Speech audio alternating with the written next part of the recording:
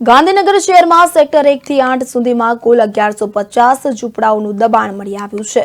સૌથી વધુ દબાણ સેક્ટર 6 માં 460 ઝૂંપડા છે।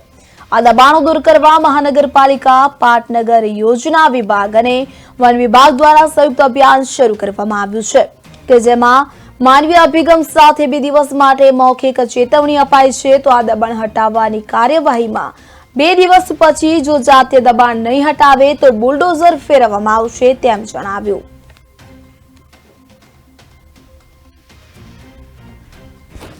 ગાંધીનગર શહેરને અનેક નામ આપવામાં આવ્યા છે, તેમાં પણ એક નામ આવી શકે છે દબાણોનું નગર। ગાંધીનગર શહેરનું એક પણ સેક્ટર એવું બાકી નહીં હોય કે જ્યાં દબાણ ના થયેલા હોય। લારી ગલ્લા, પાથરણાના દબાણ સાથે ઝૂંપડાઓનું પણ દબાણ એટલું જ છે।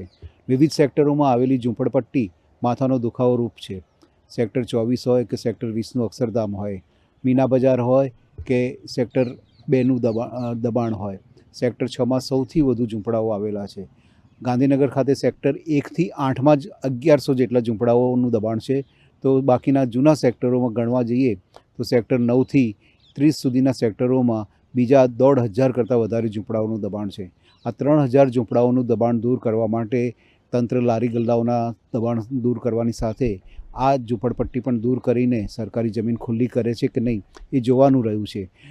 રાજ્ય સરકાર દ્વારા પહેલીવાર મહાનગરપાલિકા, પાટનગર યોજના વિભાગ અને વન વિભાગ દ્વારા સંયુક્ત રીતે ઓપરેશન હાથ ધરાવ્યું છે। એમાં 3 દિવસ સુધી મૌખિક ચેતવણી આપી છે।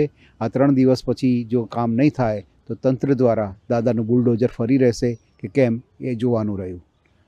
કેમેરામેન પ્રદીપ કડિયા સાથે રિપોર્ટર જયેશ મેવાડા, પાટનગર નેટવર્ક ન્યૂઝ, ગાંધીનગર।